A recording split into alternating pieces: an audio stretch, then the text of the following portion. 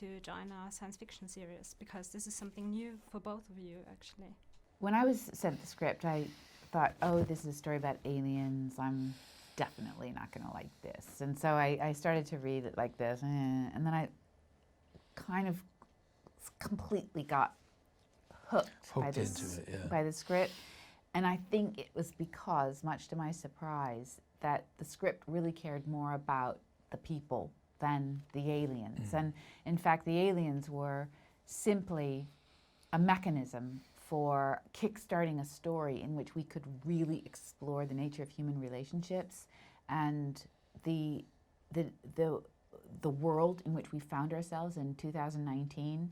And it was it was a way into this really fascinating exploration of the world as it is today, and human behavior, and not in a judgmental way, but it was the story of humans under duress, and nobody is a hero, nobody is a villain, and we're all in the same boat, and we all essentially need each other for survival. And so it speaks to these truths that I've actually found to be quite profound. And do you believe in aliens yourself? It's possible that aliens exist, but I think there's far more terrifying things in the world than aliens. And in this story, they're a metaphor for the things that we all collectively fear: nuclear warfare, environmental destruction. Two things that could possibly end civilization as we know it. I doubt that aliens flying in on a saucer from some other planet with television aerials in their heads are a reality. But aliens have always stood in for the fear, the submerged fear of human beings. In the 50s, for example, in American films, the space invaders were metaphors for the communist invasion of the rest of the world. So that's how people made sense of that threat. So maybe this story now works as a way to look at the things that really threaten us. But apart from that, it's a story about human beings, as Elizabeth said, reacting in the face of catastrophe. And maybe it will take a catastrophe for us to act like that. And have you thought about how you would react if you would meet an alien? How would you? I think the truth is what kind of the story touches is that we don't know. You know, you'd like to think that you'll be heroic.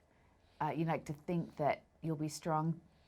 You'd like to think that you'll be any number of things, but you'll probably be the same mix of qualities that you are in day-to-day life, which is sometimes really strong and on top of it, and sometimes not, and sometimes giving in to your basest impulses, and a combination of all those things. And that there's really no such thing as a hero. There is only sort of a mass of humanity that is all a bunch of mixed elements, but it's the pulling together that is essential to survival.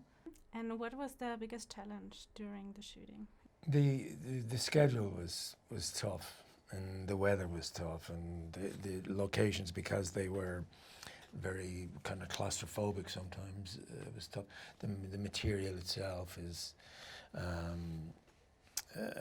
very, very interesting, but because of the nature of television, you don't get a great deal of time to spend on the scene, so there was a lot of, the pace was pretty frantic. I would say that was the most, for me anyway, the most difficult thing. I was wondering, are you still on tour with your band? We've got an album that is available. I'm so happy you asked. It's really, it's really, very really hard for me good. to work that into a conversation It's about really good. aliens. It's really good. But it's it is on Spotify. So it's called The Truth.